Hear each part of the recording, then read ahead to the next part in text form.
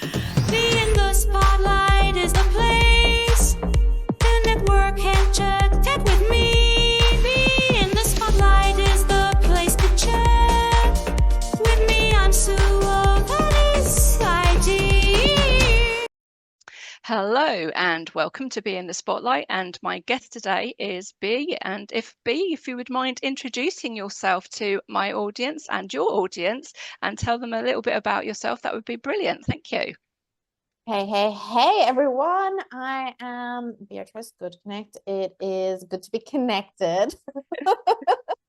That is just an easy way to remember my surname. But I am the founder of Badassery by Bea, which basically I help in terms of how your businesses are perceived. Instead of following everybody else in the industry when you're getting started, because there is so much that you need to get done. It is about finding what your little pathway is so that you're not following, you're leading the way, and so that it is fully throughout the business, not just like, hey, let's rebrand, and it's just just visuals and no essence, right? So it is that, and I'm also the host of the Art of Branding podcast. Excellent. So if you like listening to the audio side of things rather than the visual, you know where to go and follow Bea on that. I'm working on the video. And the video. Eventually, we'll get there. We'll get there. I know. All these things take time. All of these things take time. Beatrice, do you prefer Beatrice or do you prefer Bea? Because it always confuses me. I'm like, maybe this is a bad thing, but like I'm free and easy. You can call me Beatrice, Bea, like as long as there's a B in there. There's a B. I mean, let's face it, one B to another B. You're the queen bee of the branding bee, and I'm, what I call the queen bee of the honey bee. That is the bee. I mean, the bee, to be or not to be, that is the question. And with two B's here. Exactly. So I'm going to ask a question. I mean, I know the reason behind it, but anybody who isn't familiar with you, if they were to look at your profile, they probably will have a panic attack as to how you come across, because let's face it, badass and the kangaroo with a baseball bat, can be quite intimidating, and the dark shades. Can you explain a little bit about what that actually means and what it represents? Okay, so I was born and grew up in Australia. I'm Aussie, and therefore that is where the idea of the kangaroo came to be. Originally, this is like a few years ago, right when I got started, this was the time on LinkedIn where everybody was putting these little emojis next to their name. Mine's still there, although technically do so at your own risk. LinkedIn might take you down.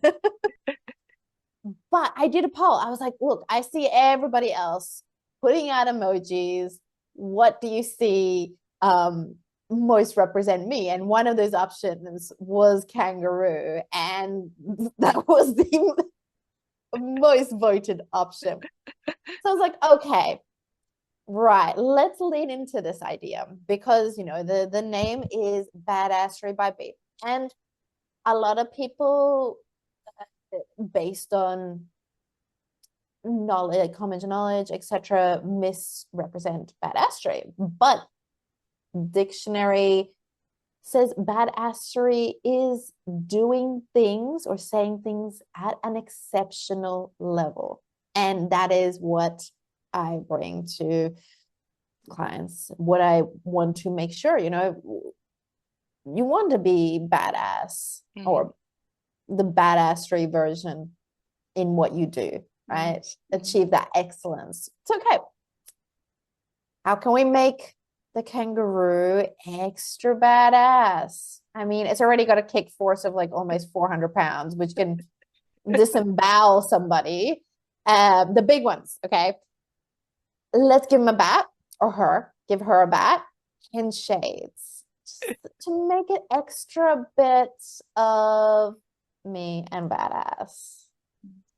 It's a brilliant, brilliant concept. I mean, and I know I jokingly said to you, total badass, when I first came across you, and we were introduced to each other by another mutual connection who's been a guest on this show last year. And I totally hadn't got the badass. I just got the badass part of it. And then I suddenly understood what the badass meant, and then I know I felt really silly afterwards. And then I thought, oh, actually, you know, if I didn't know, I genuinely thought badass was badass. So, I think a lot of people link it to mobsters and everything. Like I do play into that as well. Yeah. Right? There's two ways to look into it, and why not? I mean, even the mobster side of things, right? Like if you want to, my newsletter is called the Badass Mob. Right? Yeah. Wouldn't you want someone like who, if you could, right? Someone that's mobster like behind you and backing you, so they can just smash out and take care of like any of those problems that come up in business. Yeah. Minus the like severe violence. But We're not condoning violence, anybody. We aren't condoning violences, and no kangaroos were damaged or injured in the production of anything. No, just a few screens. No, but I tell you what, it was because of that you actually helped me find me, and as I call it, the power of the bee within me. And you know, because at the time I hadn't realized how important it was about branding, you know, the whole concept of what actually branding meant. And I will talk a little bit more about that later. But it was that, you know, what your voice is, what your message is. And you know, honey, but I had so many people saying to me, oh, why do you use the bee? And you know, what's all the purpose of the bee? And you know, some would say it's really obvious with the surname of Honey where the bee is coming from, and others have thought I'd got, you know, marketing expertise and everything else, but it's all stuff that came from the head, but I hadn't got that voice. And I think it was talking with you and discovering what my voice was, and actually the transformation of what I'd been on, that you helped me find that. And when I got that, it really resonated with the power of the bee. I talk about the power of the bee a lot now, and so I thank you for that. So if anybody is wondering what the power of the bee is, again, I'll tell you about that at a later stage. So I think what I would probably want to ask you now is that a lot of people think that they are doing all the right things, they're saying all the right things, but they aren't getting any engagement on their content. And you know, they aren't getting the responses, or the message isn't there. What do you think is happening, and what could those people do to get their messages engaged and getting that comment and that interactivity that we're looking for? I'd say social media wise, it is more focusing on having those conversations as well, rather than just relying on like the content to perform by itself. Because social media in itself, right, you want to be engaging with other like creators in the similar sort of area, or in complementary areas, or in your target client areas, right? And of course, you know, you're talking to people who you're connecting with in the DMs. But that aside, right, if we're looking into the brand side of things, you want to make sure that you're looking inwards. And I know we're probably going to go into this a little bit later on, is really defining, hey, so this is what my voice is. These are the values that I represent, and not just values for the sake of having values. You know, everybody can say authenticity, or we want to be empathetic, or all these things, but what does that even mean, right? Like the word impact, and I say this a lot because there is such a big difference. A lot of people use impact. I want to have impact, Mm. or you're going to have a lot of impact. But impact could be Hiroshima, Mm. or it could be an increased ROI. Mm. Mm. They're very different, but they both are impact. Yeah. Yeah. So get specific about the wording. Delve into your brand and take some time to define those values, to define how you want to be positioned and how you want to be positioned like differently. And then build out that voice so that later on with your messaging, you can start making small tweaks according to that, right? It's not going to happen overnight because it takes time to get to a fully rounded brand and something that where people are scrolling and without even seeing your name, they're like, ah, yeah, I know who this is. By the way that you write it or the type of imagery that you use, they already know. That's what you're aiming for. Yeah, no, it's such a good point, and that's something I've learned recently. That again, I won't say that I used to hide behind Canva, but the Canva content creation was what I probably spent a lot of time doing, and it wasn't people getting to know me and realizing that I was the brand, not the Canva content that I was creating. So I've started using the photos now, the selfie photos, and putting the text overlay onto that now. So I'm more embracing myself and me as the brand and my individuality rather than going behind the content creation or the using predefined templates, which at the end of the day, but don't make you stand out. And I think that was something that I've learned.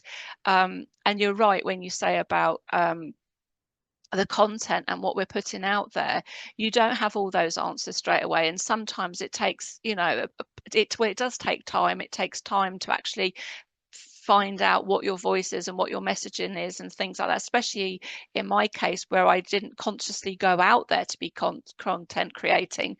That sort of just came as a follow on from the journey, because mine was going on social media to learn how it works in order to teach it, and that that was still the main goal, but the other has grown from the confidence that I've gained from being on social media, and the journey that I've been on, and I think that's the big thing for me, is finding out what happened to me in the transformation of the journey that I've been on, lived in, played out for all to see, which brings me nicely to the next question I was going to ask you, and that is about the confidence. We know that being a big part of being on social media isn't just about posting content, it's about the communication, it's about the networking, and it's about the chat.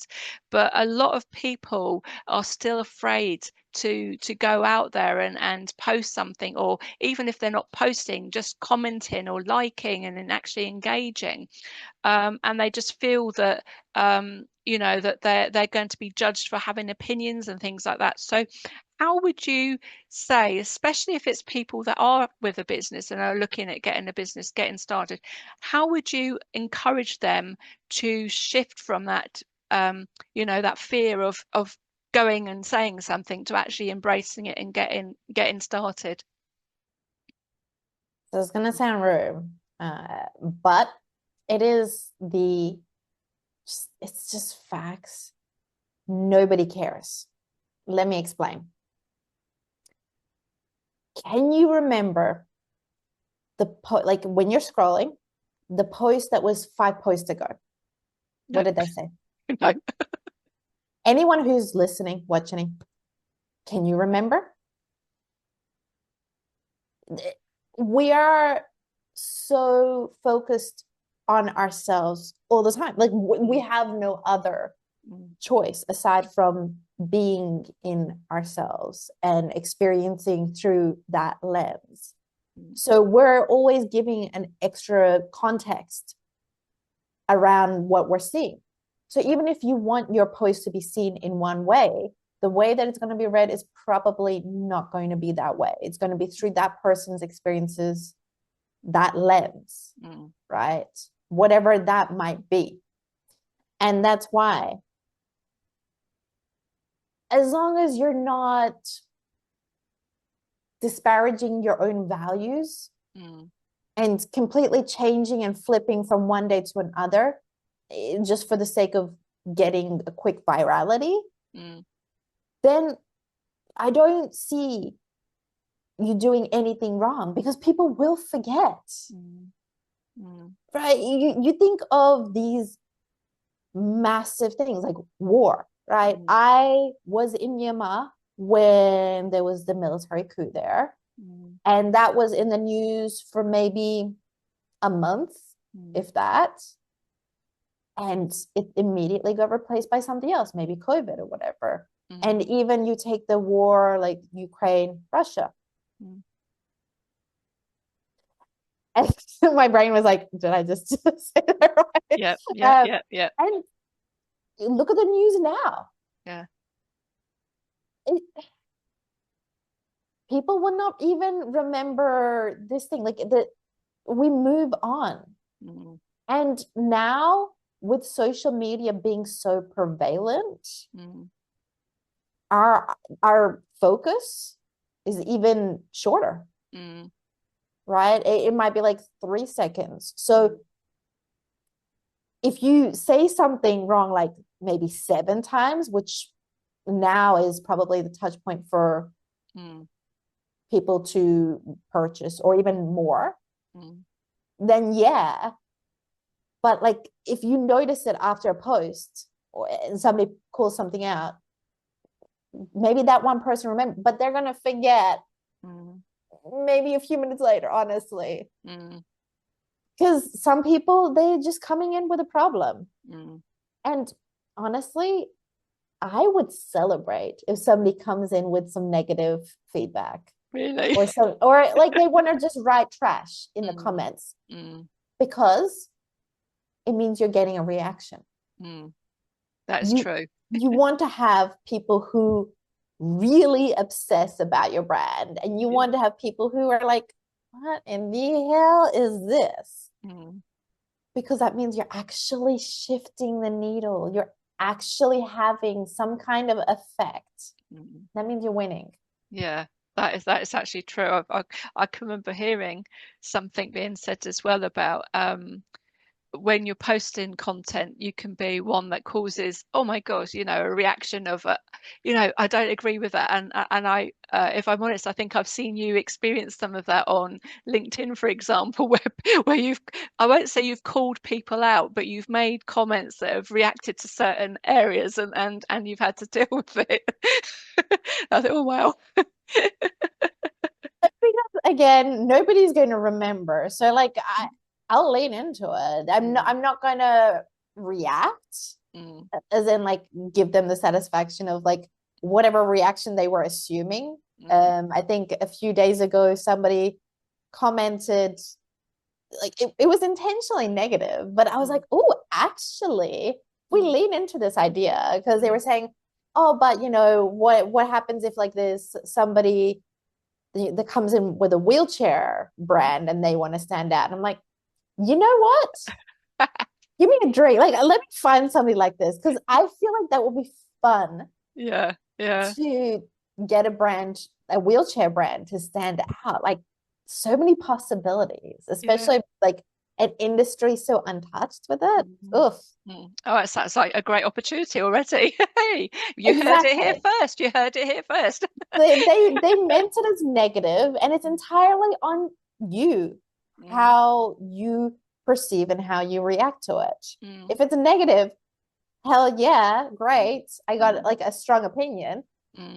But if you want to like let it affect you, you can. If you take it in a positive way, well, then that's going to, other people will also see.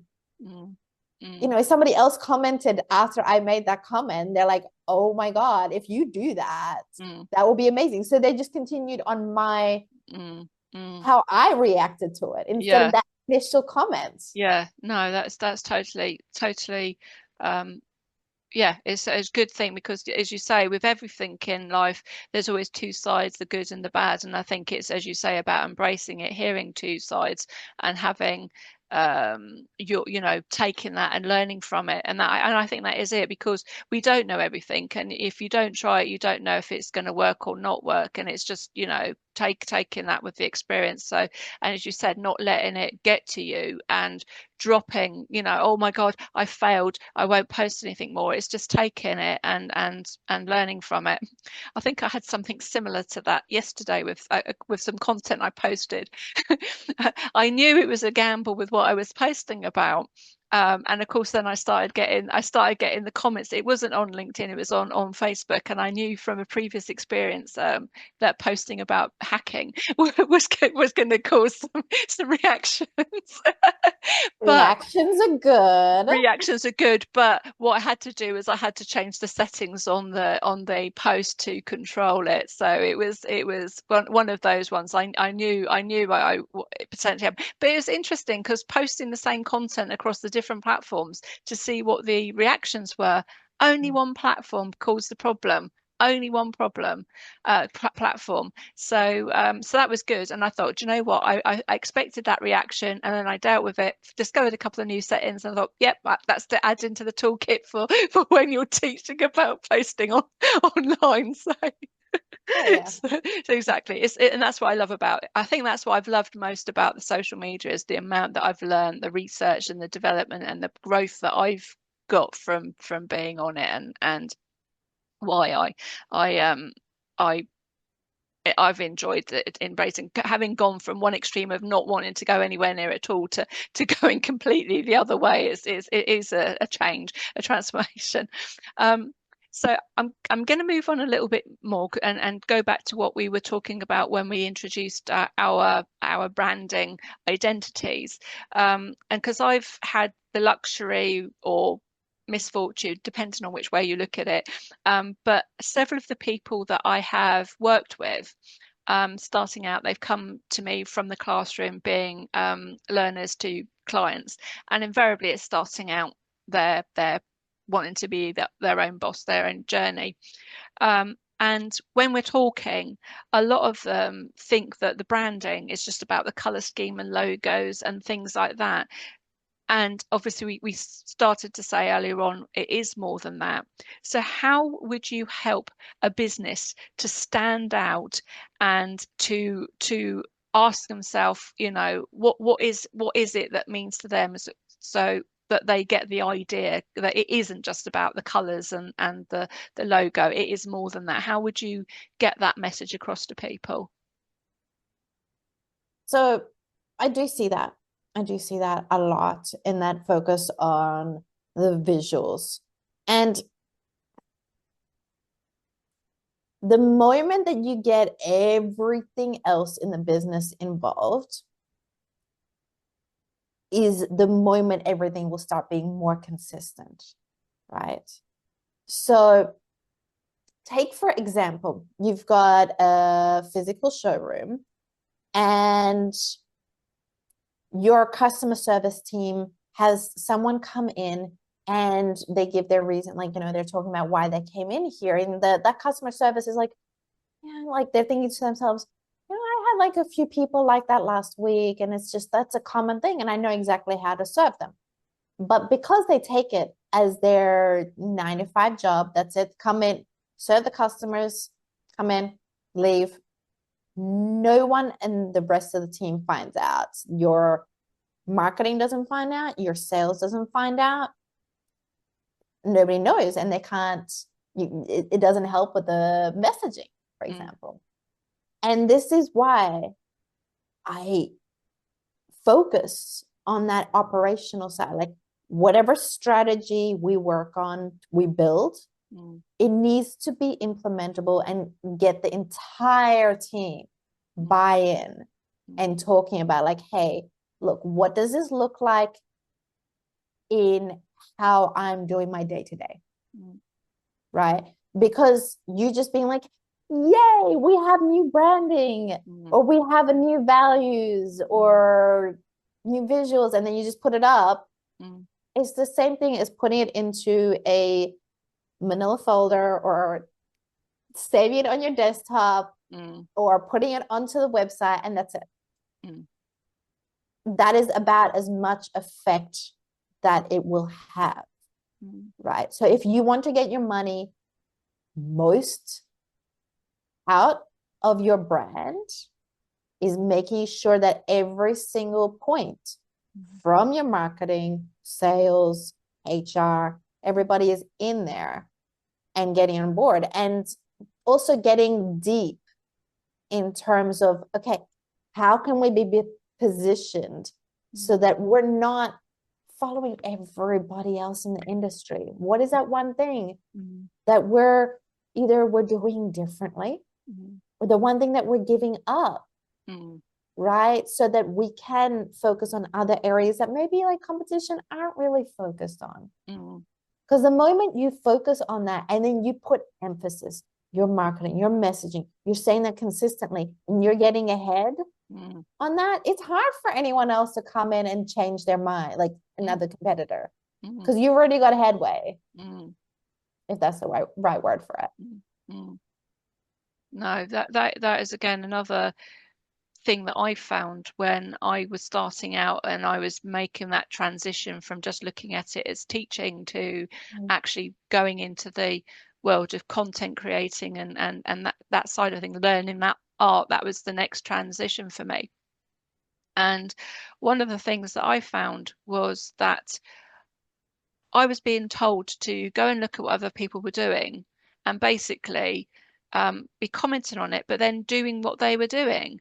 And it just did not sit right with me. I just couldn't get my head around that I had to copy other people and do what they were doing, because the biggest thing that I found was which made me actually delay doing what I was doing for about 12 months, because I didn't see anybody else out there doing what I was doing. So I thought, oh, that's not needed. So I went into what everybody else was doing, and then when I saw what they were doing, I thought, oh my God, is that I can't do that. They know more than me. So it was all that negative sort of self-doubt. So I went down another path to begin with, and I just totally didn't enjoy what I was doing, but it was just like I drifted into it without it actually being something I wanted to do. And I think that was when I dropped that and actually embraced what I was doing that was unique. That's when I really sort of took off, and I found the passion or the fire in me that got me moving and embracing and doing what I wanted to do. And I think that's so even now, all that stuff that I've learned, I bring it to the classroom, and I sort of say to people, when they're wanting to do something to find themselves to stand out, what is it that your passion, what is it you love? Because if you can find that now in yourself, it's going to make you stand out against everybody else that you're going up that is the same. Why be the same as everybody else? Be your own unique self and what you can bring to the table. And it's amazing how that is helping people with lacking in confidence to start to sort of see themselves in a different way, and that it's a slow process of transformation, but it's true. What is it that stands out about you to everybody else? And I think it is, yeah, it does pay, because what I find now that because I'm different and I'm unique in what I do and I don't do the same as everybody else, the amount of referrals I get via direct messages from other people that are specialists in their area is, are you doing that? Well, yes, I do. So I keep the digital skills, because digital skills covers pretty much everything that I do.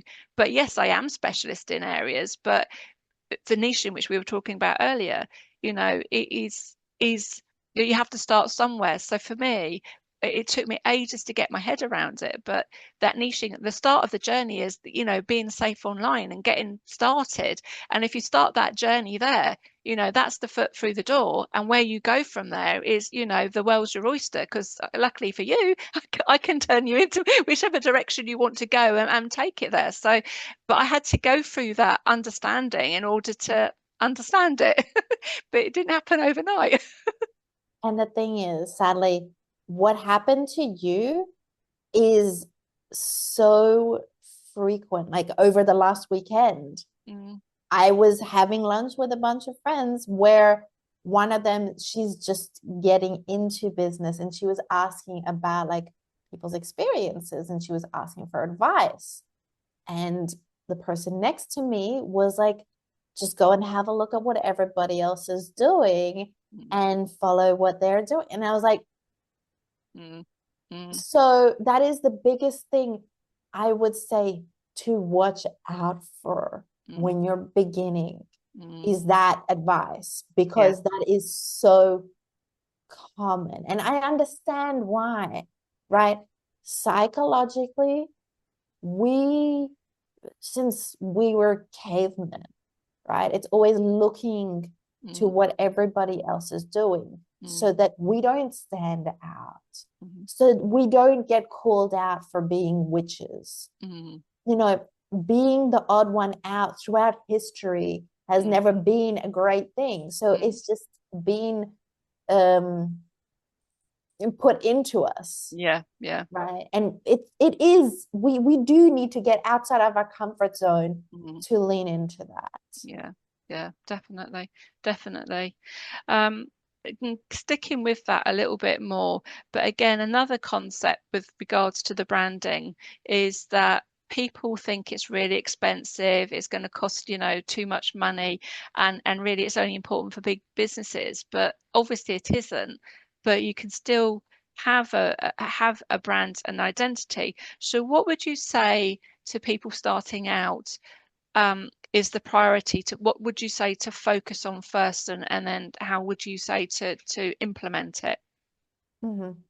So when you're like just starting out, I would not recommend hiring a brand strategist, mainly because you need to be having those experiences with customers and pivoting based on that. At the beginning, there are going to be a heck lot of pivots. There are. And initially you're gonna like, it's gonna be small pivots, right? And that's why you don't want to be hiring a brand strategist right off the bat, because 6 months down the track, you are not going to be happy with that, because you will have evolved, right? So the first thing I would focus on is having those experiences, right? Because that is going to further develop your understanding of what your strengths are, right? Because have those conversations recorded, and obviously get permission to have those conversations recorded, but then you can ask AI, hey, look, what are the themes that keep on coming up in the conversation? What are the words that those customers are using, or those discussions, what are they using to describe what you do? Because you want to be using their words, not your words. Right. Yes, I will say that you have your brand word bank, but this is a different thing, right? Like when you're trying to describe your thing, you know, whatever that might be, use their words and make it relatable, right? Like you don't want to say, hey, I'm a brand strategist. When you asked me to introduce myself, only at the end, like, you know, I was like, hey, so I do, this is done through brand strategy, because that is just it's very subjective. Brand strategy or any title to any term is subjective. Whatever the wording is, you want to make sure that it's objective, and that goes back into impact, authenticity, all these things. Be aware of that, right? So then you can start from there to dive in. Hey, look, what are my values? What do I want to stand for? What do I want to represent? What does that look like in terms of a voice? And I know we're probably going to talk about this later on in terms of an exercise. So I have a great exercise for finding that unique voice without like being all stressed, like, oh, what am I? What, like, it is hard to look inside the same way that, say, if we're looking at a bottle of wine, right? From the inside, you can't really read what's on the label. It's very hard. Mm, And from the outside, it's hard to know what the taste of that wine is. mm, You do need that like internal and external kind of mm, comparison to make it into that mm, overall image and taste. mm. That's a really good example, and I think that was something else that I've learnt through myself, the experiences that, again, when you're starting out, there's so many people say, oh, you go to these free events and then they are asking you, oh, they tell you so much, but they only tell you what they want you to know. They don't give you everything, because obviously it's to get you to go on to the next thing that is involved in paying money.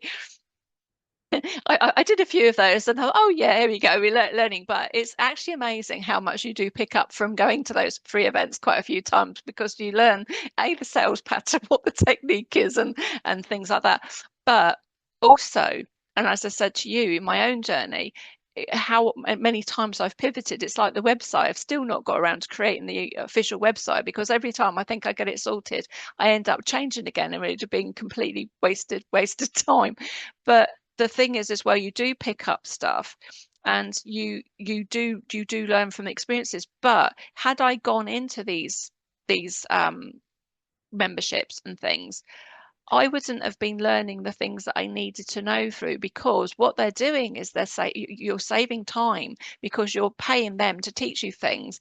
And I won't say they're all cookie cutter practices of doing the same thing, but you have to make the mistakes to learn from what you've made, what works and what doesn't work, so that you can focus on what it is you need to do to bring about the change. And that was something that I had to do. I mean, when I invested, I only had a small budget that I could allow to myself to play with.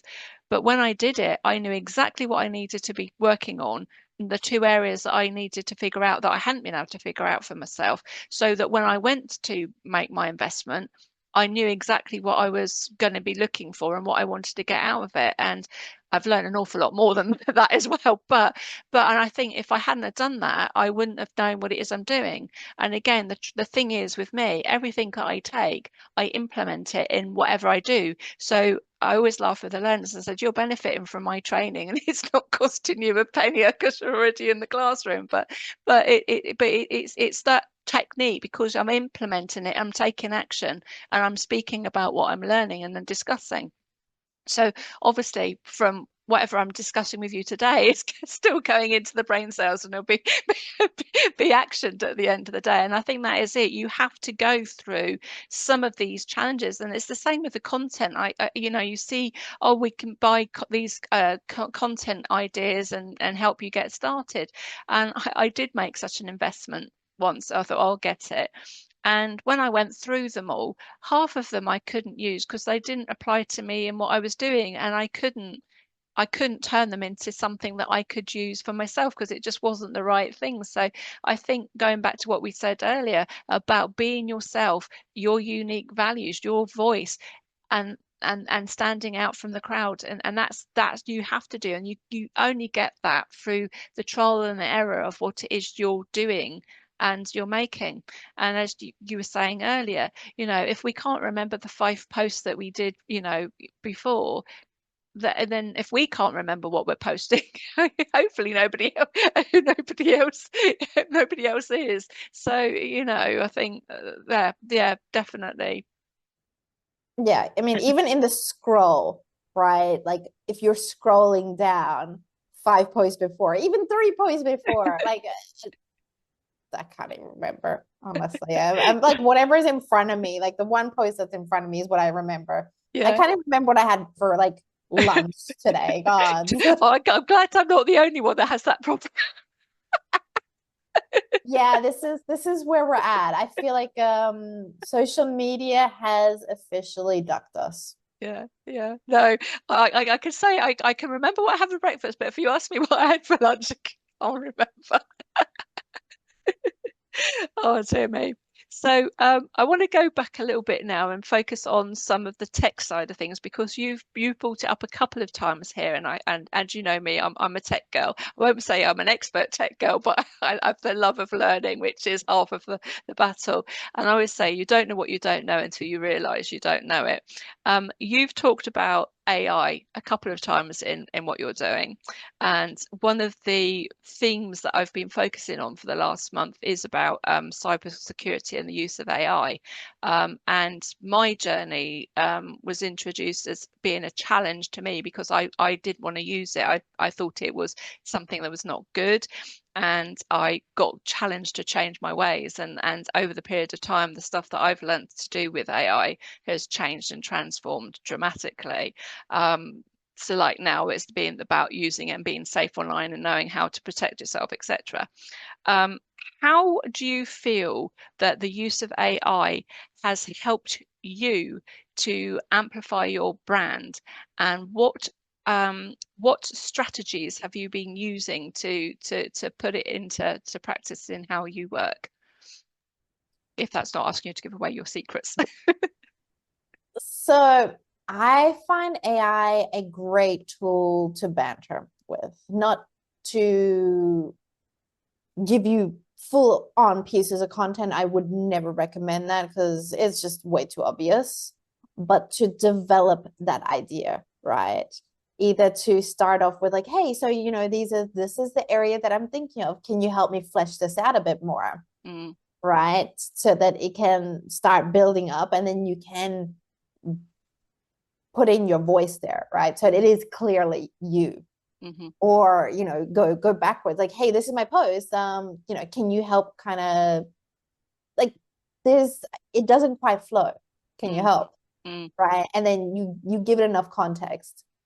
And even in terms of when I'm working with clients, right, like I will put the conversations through, and from that you can get a lot, right? Like you can get content topics, the issues. Hey, Google Notebook LM is fantastic for that, because you can put in transcripts, you can put in YouTube videos. So say, for example, you've had a podcast and you're like, oh, I remember I talked about a lot of really good things there.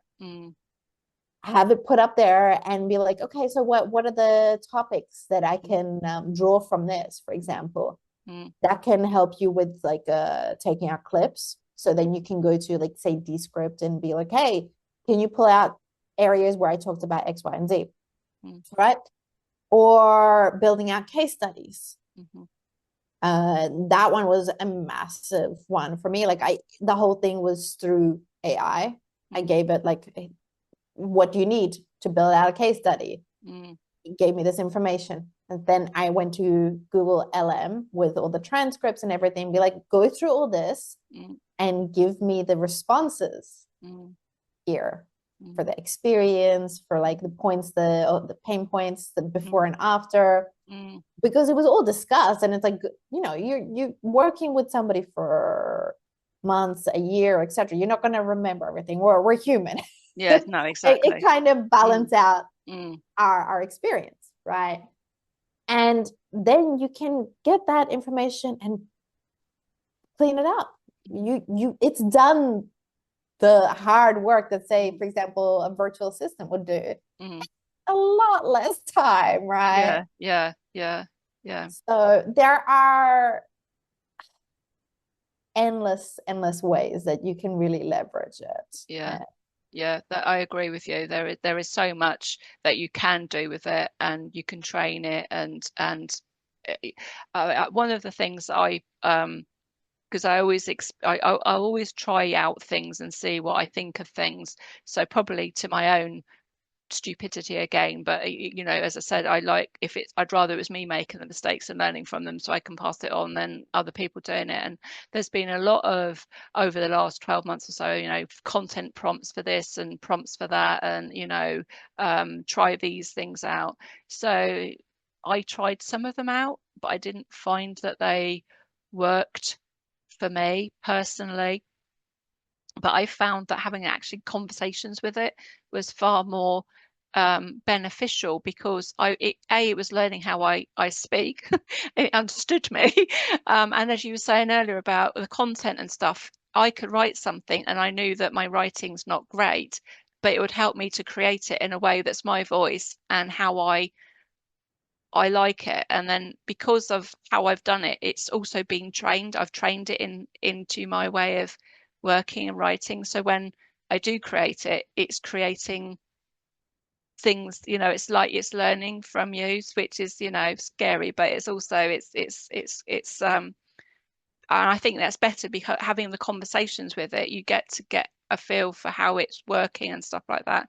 So I think, and the other thing as well, with all these prompts and everything, and do this for your resumes or do this for your your CVs and stuff. What people don't realize, if you keep putting everything in, it's giving the same output to everybody that's using that same information. So then it's working against them because they've got the repeat of what everybody else is putting using that prompt and trying it out and stuff like that. So I think that although they're helpful, you are better off phrasing questions and then phrasing again and learning how to build the questions and stuff like that. And you do learn how to phrase it. And if it means sometimes it'll give you a load of rubbish, and then that's not what I want.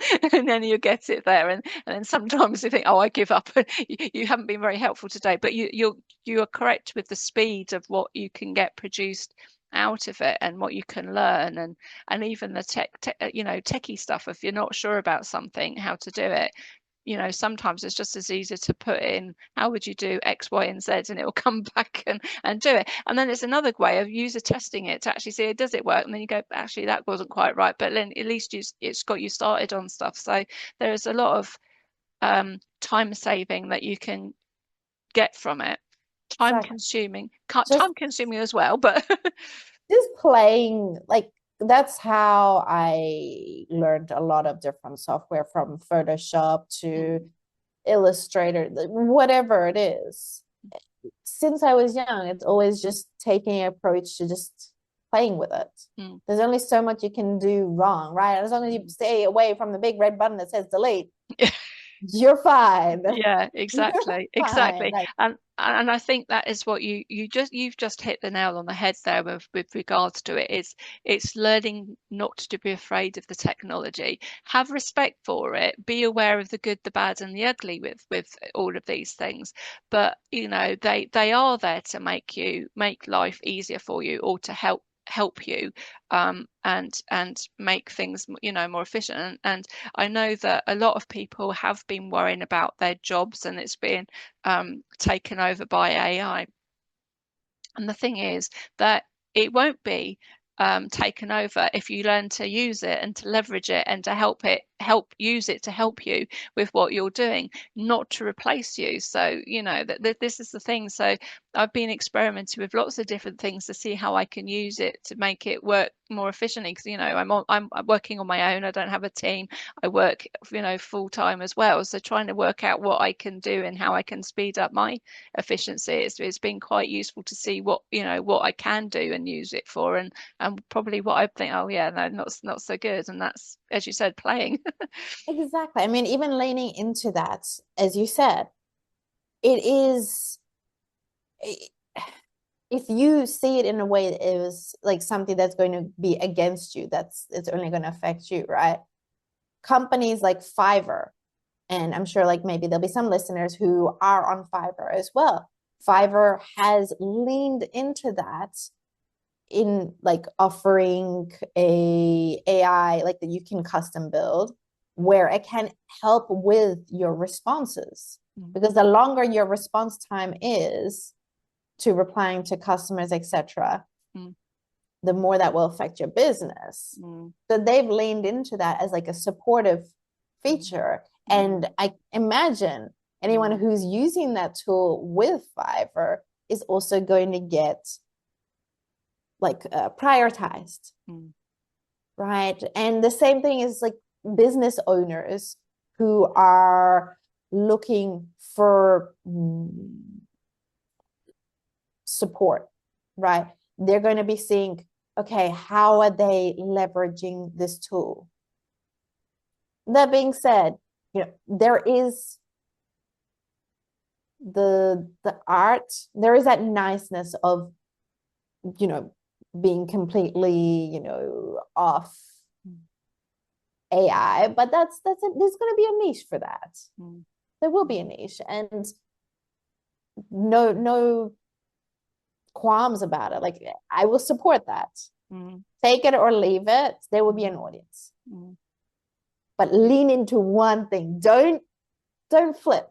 mm, Right? If you're gonna be like, I'm not using technology, I'm not gonna use AI, lean into that. mm, Make that your message. mm, Right? But not just your message. What do people get out of mm, that? Because you could always lean into like, okay, we're giving you that old world elegance that you don't really get anymore because everything's so modern and technified and AI. Like, I emphasize this a lot, that it's the human side that's going to win out because there is so much AI. There's so many AI imagery. Having that authentic voice is what's going to be standing out. mm. That's so true. That's so true. Oh, um, so we talked a bit about AI. You've mentioned a few other programs there that I love as well. But I think probably the other one I wanted to talk about, and I have mentioned it already, is the use of Canva and designing. I know you said about the programs that you use, but it's been a while since I've been on them. But for me, I think one of the ones I got told when I started is start using Canva. And there's loads of stuff on Canva, the free version and the paid version. I actually do everything with the free version because I don't need all of the stuff that was there for the paid one. And I found actually on the paid one I had more hassles than I did with it, so I cancelled it. But what I would say is there are so many templates and so many things out there for people to choose from, which are great when you're first starting out, but then you end up being the same as everybody else. So what would you say to people who are looking at trying to create their presence, that they don't necessarily have those skills yet? How would you say to them to try and find their look, their way of presenting themselves that isn't going to be the same as everybody else? Using Canva, or you mean like, I use Canva as an example, but just in generally how, I think because if whatever we're doing creation wise, you Mhm, have to have something that represents you, mhm. So unique. so I would go back to what I was saying before, when you're first beginning, right? Understand what that voice Mm, looks like. What is your voice mhm, sound like when you're having, compared to others, and how are you positioned? mhm, Like, is it going to be soft and nuanced? Like, go into all that side and pull that out. What are your goals? mm, What's the vision that you want? mm, What are your values? You put all these things together, mm, including your differentiation, and mm, how it looks like mm, is going to start appearing from that. mm. You don't do the design first, No, no, no. right? As soon as you have that voice, you can almost envision, like, we'll go into this exercise later on, but you can almost envision that character of what it's going to be like. So if you have that character, then you're like, oh, the colors could be based on that, Mm, and the kind of voice. So say, for mm, example, we're looking at Duolingo, mm, right? He's got a loud, like, rambunctious voice. It's like, trying to poke and prod, and he's like playful, mm, and he's just gonna be out there being like, did you do your lesson? mm, So that, you from that idea, you mm, get bright colors, mm, mm, right? mm, The font is like bold, and you already are starting to build these things. So don't focus on your logo, your font, your colors, until you've done those things, mm, until you've really defined, okay, so these are my values. mm, How does that connect to how I'm positioned in the market? how does that connect to what is my differentiation? Mm. How does that connect to like the character, the voice? Mm. What is that tone? The tone of voice, like you know, you compare two people in a room. Mm. How do their voices differ? Does one have a deeper, more sultry voice? You know, I like to give this example of four brands Mm. walking into a bar, right? Like, and I've done this as content pieces, and I have one that I'm currently working on for airlines, and it's four actual brands, like say for example, LinkedIn, Instagram, Facebook, YouTube, right? Mm. If they were people and then they walked into a bar, Mm. right? What would that scenario look like? You'd be able to recognize them easily based on the things that they do. Like, say, for example, LinkedIn looks at like Instagram trying to take like Instagram's out there taking selfies, being like old fashioned. Mm. And LinkedIn's like, I got this. Tries to Mm. take a selfie, hurts his back. Ooh. Okay, right? So can you do that with your brand?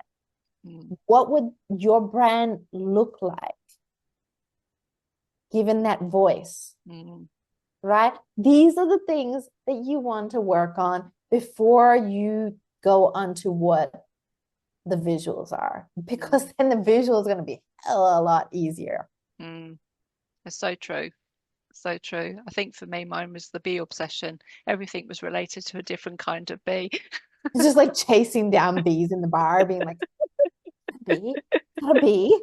Did Not you quite put honey in this drink? Is this like a mezcal with like a honey infused mezcal? That would be your I sort of got like the queen bee versus the honey bee versus the worker bee versus the different types of bees, depending Ooh, on, on okay. where they were going. On where they were going, but and then of course the hive, it's all around the themes of that and the buzz and stuff. So those are all of the words that I came up with and sort of differentiated in the offers and stuff like that of what I do. So sort of like the queen bee is like the VIP treatment if you want the one-to-one, and the worker bee is set up for the people that are really busy professionals that haven't got the time to be doing lots enough. So you do something for them, and you got the honeybees. They're always all a different type of bee for a different type of what it is that you're offering, and then there's sort of the visuals that are all different types of bees, and then the newsletter was like the buzz and beyond. They've all sort of they all sort of go around a theme. And it's like the group was the buzz was the sort of the free sort of starting point, and then if they want to go into more, you got the hive. It's sort of like the academy where we're sort of paying to become a member of it. So it's sort of all of those sort of things I thought of. But around my desk, if you actually sit here, it's surrounded by bee themes of every kind of thing that you can imagine. So I really do embrace the power of the bee, as I said earlier on. Yeah. The power of the bee, believing in yourself, embracing the challenges, and excelling in your goals. So I think the last sort of the techie question that I was going to probably ask you is that, and you probably have answered this already to a certain extent, but the technology is changing so much for us now. It is going so quickly, and for some people it is a fear of the change, the fear of the unknown. Obviously, we don't have a crystal ball to predict exactly how it is going to change, but how do you feel, for some people it is really overwhelming. How do you help the people that you work with that may not be as confident with the technology as you are, to deal with it in order to be able to achieve what they need to do in their business to achieve their goals? So a lot of the times it is supporting in terms of going through and explaining, giving a quick run through. So say, for example, if you're not like familiar with Notion, we'll be doing a call like this, for example, and I'll be sharing the screen and I'll explain like, hey, so you could do this. This is what it normally looks like when, you know, we're going through comments, etc. You can do this and you can tag me by doing this. Mm-hmm. So it's going through that and it's all saved. So you can go back and look through it afterwards. Mm-hmm. And it's being there for the tips, being like, okay, so what are the problems that you're facing, you know, in this certain channel? It might not be like, oh, I don't know how to do this. It's like, oh, you know, I'm not having much traction. Say, for example, it's Instagram, right? Mm-hmm. Okay, it's asking questions, right? Have you been engaging with other profiles? Mm-hmm. How are you engaging with them? Are you using the stories feature? What does your content look like? Mm-hmm. You know, is it just all the product, Mm-hmm. or are there like human elements in there? So it is a lot of like pulling on strings and discovering what exactly is going on, so that you know how to help, rather than just being like, hey, do this, and you've got it. Like, you know, it's not really helping anybody. No. You're not understanding the issue. Yeah. That's another thing that I've found is that, no offense to anybody that goes for all the shortcuts and the quick fixes to doing things, but I've found that one of the things that has helped me to get the results that I've done is not to go straight to shortcuts, but to do things so it might be longer to begin with, to understand what it is they're doing. When they understand what they're doing and the concept, then the shortcuts will come. But it's understanding that, and I always explain the reasons why and the why I do things. And it's like advanced word processing skills. I actually teach them to people, beginners, because I know that most people, if they're learning how to self-taught using Microsoft Word, for example, they think they know everything and they do it a certain way. And I will say that's not actually learning how to use it. But I will teach it from day one and explain the reasons why, so that they're learning it, and then that's when they pick up and they grow. So and then because you are doing it in that certain way, the confidence is coming more quickly because they've got that understanding, and then they're going out to go and have a look at trying it and figuring it out. And as you said, you know, looking across menus and think, you know, what is there is it gives that more of, oh, I can do it. I can do it. And I had a beautiful quote I shared today from one of them learners that I had in my class yesterday, basically saying, when I started working with you, I was shaking inside. You know, you may not have seen it, but I would physically be shaking. And she said, and since I've started coming here, the confidence that you've given me to grow and learn more and develop, you know, it was just, you know, amazing. I never thought I'd be sitting here getting ready to do an exam, and that's the transformation that you've brought about me. And I thought, oh my God, you know, so it's that sort of thing that, you know, because of how you are and how you get people, it's just you know, it's that building that confidence, and that's why I sort of say that then, because of that, with the challenges that they're facing, they're more prepared to be able to adapt because of it, because you've encouraged them. So and like also be prepared to suck. Fun fact, I had never done a video before starting this business. So 2023, 2 years ago, actually about this time, that's when I dropped my first video, because I saw a lot of other people, like, and I saw it like, this is it's trending, and I was like, you know what, let's try this. And it looks terrible. It does. It's just me, like, no like makeup, terrible lighting, and just talking, but looking at the comments and the support and being like, you know what, I think I'm on to something. And yeah, so of course I used to be, you know, I don't like hearing my own voice or that sort of thing. And especially when you're going through your videos, you know, and editing and podcasts as well, right? You have to hear yourself. And you get to a point where it's like you're disassociating you from yourself. So you're looking at it critically and you're learning from it. So like you start learning how to do it. And then you start learning, okay, this is how I'm doing it. How can I improve that? Like as if you're not you. Right? Yeah. And again, you're so true with what you're saying there, because exactly the same thing. It was that pressure of being on video, doing stuff. I would never have done it. If you asked me about 3 years ago, would I be doing what I'm doing now?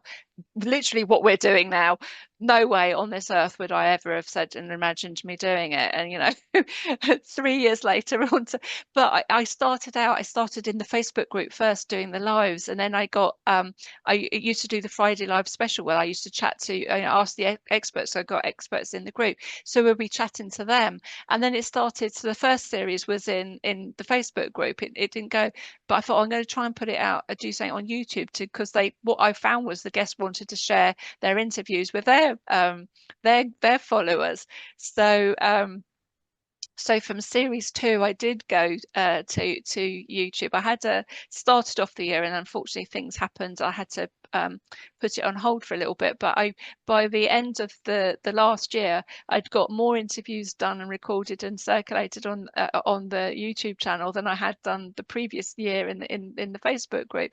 So it is amazing now, which is how it has affected you. So when I'm teaching like PowerPoint, for example, I don't just talk about creating a PowerPoint presentation. It's actually the delivery of the PowerPoint presentation, and actually how to go recording yourself, and actually seeing how you are, looking at your body language and how you come across. So it's not just about the presenting, it's about the presentation and how you are, and it's gone across everything. So even like my building confidence skills course, we do role play, mock interviews, and I get them interview questions, and I record it, and we get to see it and analyze it. So those tips that I've gone through for myself, how I've looked at it, that I've managed to transform myself from where I was to where I am now, it's all things that I've then given to other people to do and practice. And again, another thing that's I guess it's unique, I don't know, but it's that sort of thing that's building it. And then in that process of doing that, I've discovered other people that are experts again in what they do, and hey, let me introduce myself to you.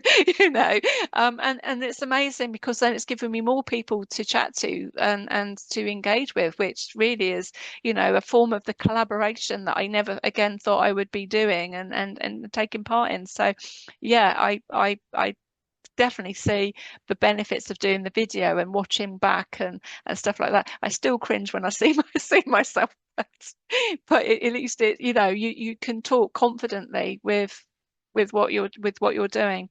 So I think that's going to leave me to the last question that I'm going to ask you. And I know that you've been on about a little bit of an exercise that you want to do.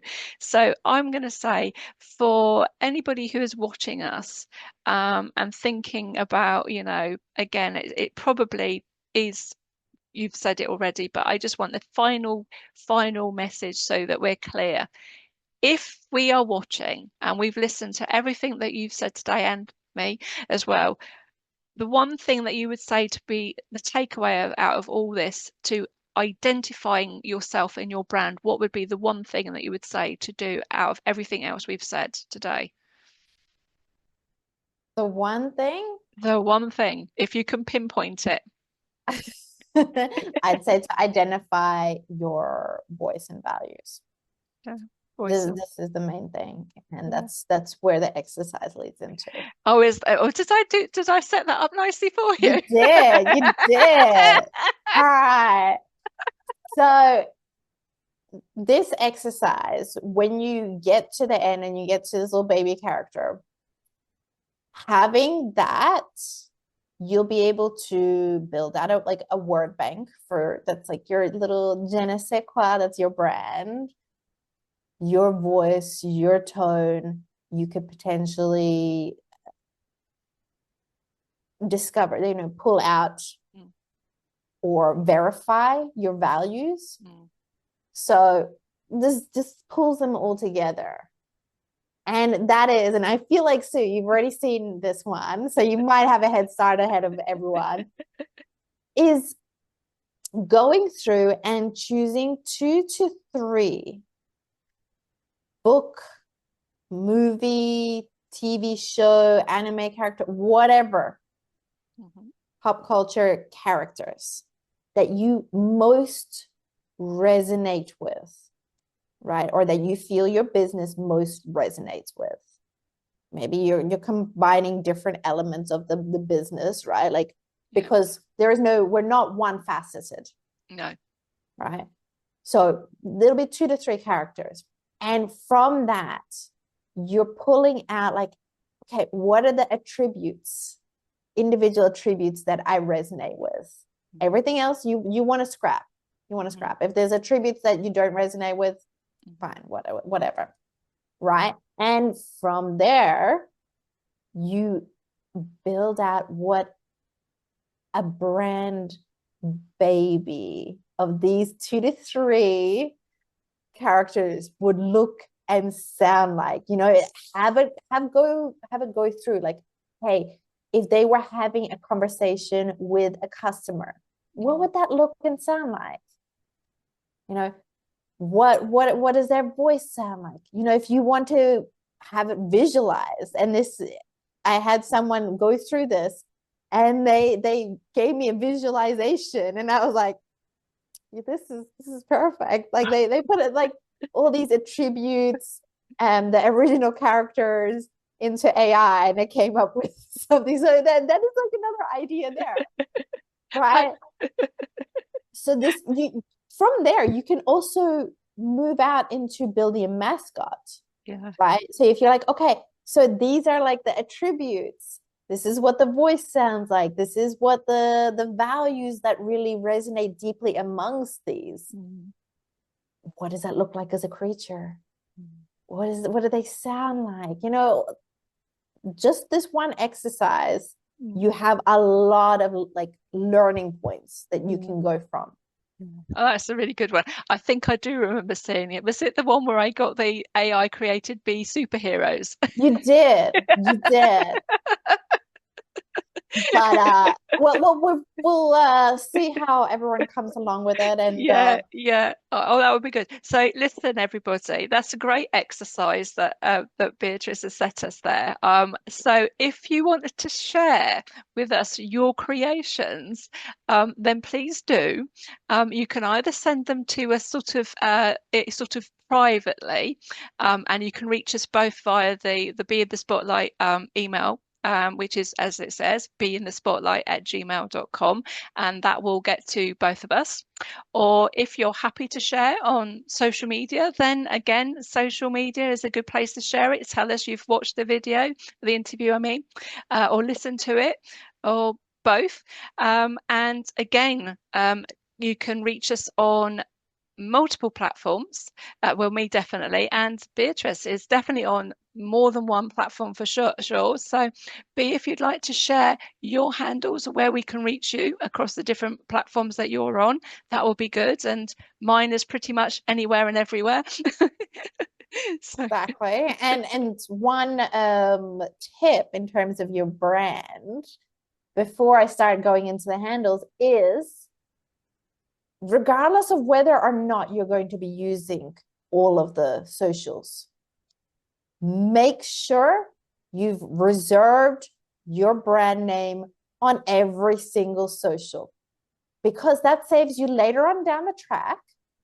If, say, for example, a competitor comes in and they want to be petty, they will do that. Or if somebody else decides to take that name, and maybe you might change your mind and use that platform. But even if you don't change your mind and use that platform, people will search your name and that profile will still come up, regardless of whether you're using it or not. Yeah.